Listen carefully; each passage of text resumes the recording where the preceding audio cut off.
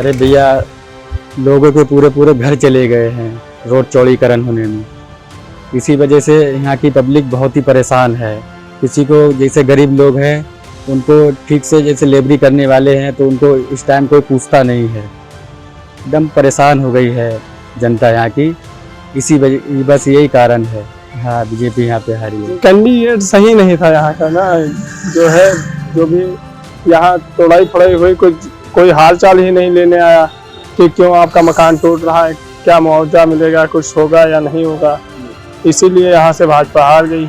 देखिए, राजनीति का दौर है, इसमें हम और आप कुछ नहीं कह सकते। जैसे कि अयोध्या में बहुत सारे इशू है कि लोगों में आक्रोश रहा। जैसे कि आपने देखा हो, चौड़ीकरण हुआ, व्यापार मंडल भी नाराज हुआ, संत महंत भी नाराज हुए। तो इस राजनीति में बहुत से हमारे यहाँ के व्यापारी मंडल के लोगों ने बहुत कुछ कहा, लोगों से कोई सुनवाई नहीं हुई उनकी। उसी का आक्रोश है कि इसमें राजनीति हारना। बीजेपी ने हालांकि काम भी बहुत अच्छे किए यहाँ पे। आपने देखा होगा 500 वर्ष पुराना जो मुद्दा था वो बीजेपी ने ही ख़त्म किया है। आपके यहाँ इंटरनेशनल एयरपोर्ट बन गया, रेलवे स्टेशन हो गया, रास्ताएं इतनी अच्छी बन गई हैं, सरजू का नवीनीकरण हो गया।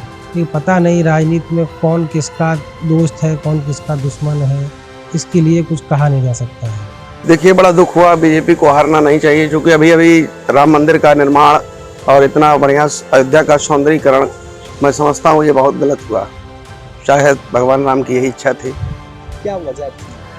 मेरा मानना है वजह, देखिए, आला कमान अधिकारी लोग हो सकते हैं, प्रशासन हो सकते हैं। चूँकि अयोध्या के जो व्यापारी हैं, यहाँ के रहने वाले हैं, नागरिक हैं, इनको असुविधाएं हो रही हैं और इनका रोज के प्रति मतलब व्यवहार, इनका गलत व्यवहार होता था यहाँ के रहने वाले आम पब्लिक की वजह से। इसी वजह से शायद ये जो क्रोध था या जो आला अधिकारियों के प्रति जो बर्ताव था, ये बीजेपी के ऊपर जाकर के गाज गिरी इसकी। हाँ, व्यापारी बंधु भी नाराज थे बीजेपी से। चौड़ीकरण का मुआवजा नहीं सही से दिया गया, कई तरीके की परेशानियां यहाँ पब्लिक को होती थी। निश्चित रूप से भारतीय जनता पार्टी ने श्री अवध धाम के लिए, अयोध्या के लिए जितना कुछ कर सकती थी उतना सब कुछ उसने किया। रही बात हार जीत की, तो अयोध्या धाम के बाहर बाह्य क्षेत्रों में जो देहात का जो क्षेत्र था, जो ग्रामीण अंचल था, ग्रामीण इलाका था, उस क्षेत्रों के लोग ज़्यादा रुष्ट लगे और नाराज लगे। चुटपुट व्यापारी गण भी नाराज रहे। उनकी नाराजगी का भी दंश भारतीय जनता पार्टी को झेलना पड़ा। उसके साथ साथ बेहद शर्मनाक है कि श्री अवध धाम में जिस भारतीय जनता पार्टी ने हमारे 500 वर्षीय काले इतिहास को उज्जवल भविष्य के रूप में परिवर्तित किया, अयोध्या को नया आयाम दिया।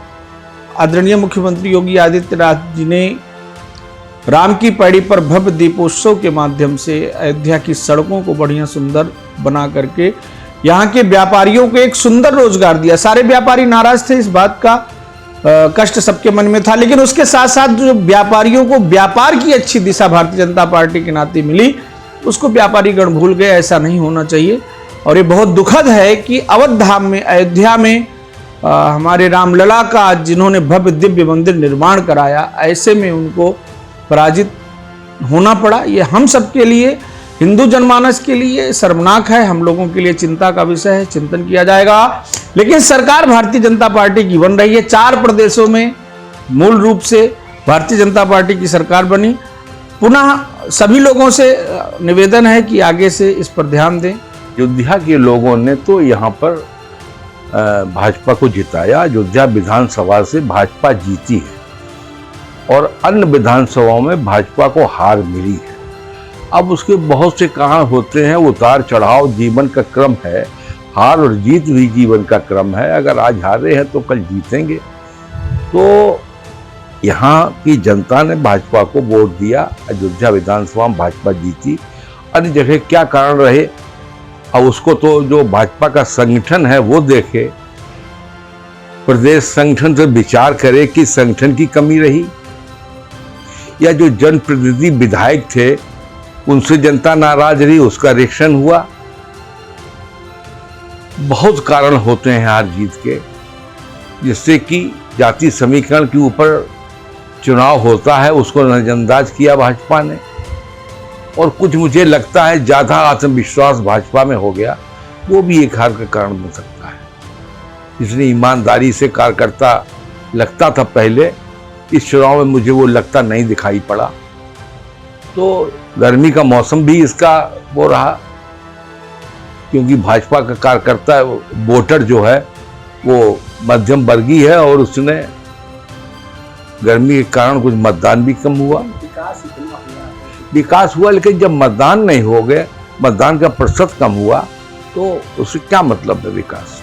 ये अयोध्या मर्यादा पुरुषोत्तम भगवान श्री राम की नगरी है और ये सच है कि भाजपा के आने के बाद ही अयोध्या का विकास हुआ था, लेकिन इस बात का घमंड कुछ नेता लोगों में हो गया था।